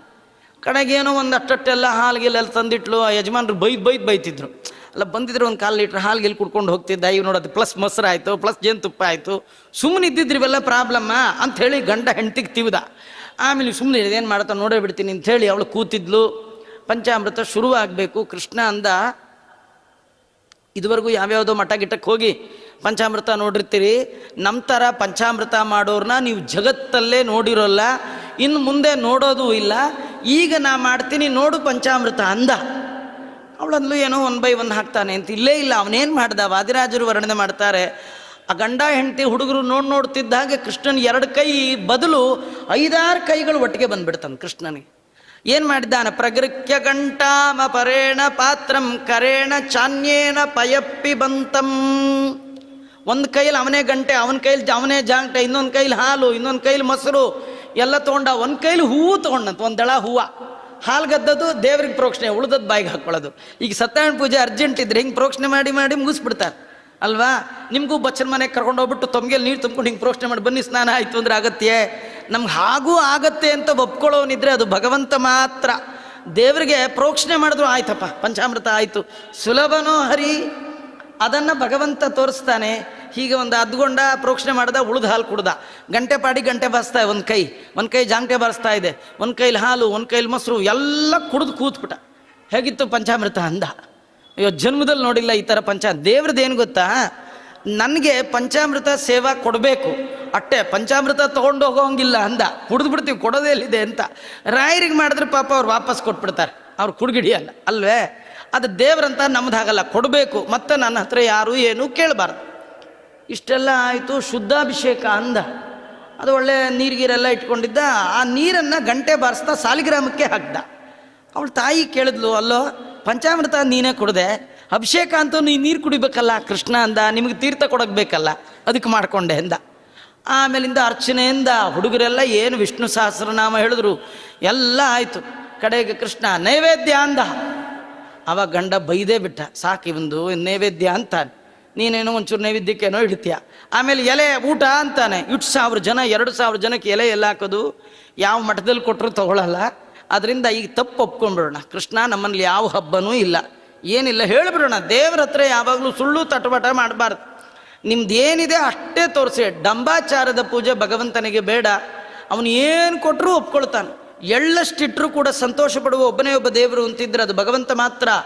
ಇನ್ಯಾವ ದೇವತೆಗಳು ಹಾಗೆ ತೃಪ್ತಿ ಪಡಲ್ಲ. ನೀವು ಗಣಪತಿ ಹತ್ರ ಹೋದರೆ ಕಡುಬೆ ಇಡು ಅಂತಾನೆ, ಗರ್ಕೆನೇ ತೊಗೊಂಡು ಬಾ ಅಂತಾನೆ, 21 ನಮಸ್ಕಾರ ಮಾಡು ಅಂತಾನೆ. ಮಹಾಲಕ್ಷ್ಮಿ ಬಂದರೆ ಹೋಳಿಗೆ ಆಗಲೇಬೇಕಂತಾಳೆ. ನಮ್ಮ ಕೃಷ್ಣ ಪತ್ರಂ ಪುಷ್ಪಂ ಫಲಂ ತೋಯಂ, ಏನು ಎಲೆ ಇಡು, ಬಳ್ಳಿ ಇಡು, ನೀರು ಹಾಕು, ತುಳಸಿ ಇಟ್ಬಿಡು, ಒಂಚೂರು ನೀರು ಕಲ್ಸಕ್ರೆ ಸಾಕು, ನನ್ನ ಹೊಟ್ಟೆ ತುಂಬಿತು ಅಂತ. ಎಳ್ಳಷ್ಟಿಟ್ಟರು ತೃಪ್ತಿ ಪಡೋ ಒಬ್ಬ ದೇವರಿದ್ದರೆ ಸುಲಭದ ದೇವರು ಅದು ಕೃಷ್ಣ ಮಾತ್ರ, ಮತ್ತಾರೂ ಇಲ್ಲ.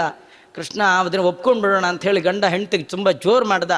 ಹೆಂಡ್ತಿಗೂ ಅನ್ನಿಸ್ತು, ಸುಮ್ಮನೆ ಇನ್ಯಾಕೆ ಈಗಲೇ ಬೈಸ್ಕೊಂಡಿದ್ದೀನಿ, ಇನ್ನು ಕೈಗೆ ಎತ್ತದ್ರ ಕಟ್ಟ ಅಂಥೇಳಿ ಗಂಡ ಹೆಂಡ್ತಿ ಇಬ್ಬರು ಹೋಗಿ ಕೃಷ್ಣನ ಕಾಲಿಗೆ ನಮಸ್ಕಾರ ಮಾಡಿ, ಕೃಷ್ಣ ಏನೋ ಗೊತ್ತಿಲ್ಲಪ್ಪ, ತಪ್ಪು ಮಾಡಿಬಿಟ್ವಿ, ನಮ್ಮಲ್ಲಿ ಇವತ್ತೇನು ಹಬ್ಬ ಇಲ್ಲ, ಯಾವ ಆಚಾರಗೂ ಹೇಳಿಲ್ಲ, ಯಾವ ಆಚಾರ ಬರ್ದಿದ್ರು ನಡೆಯತ್ತರ, ಅಡುಗೆಯವ್ರು ಬರ್ದಿದ್ರೆ ಅಡುಗೆಯವ್ರಿಗೆ ಹೇಳಿದ್ರಲ್ವ ಬರಲಿಕ್ಕೆ, ಅಡುಗೆಯವ್ರಿಗೂ ಹೇಳಿಲ್ಲ, ಏನಿಲ್ಲ.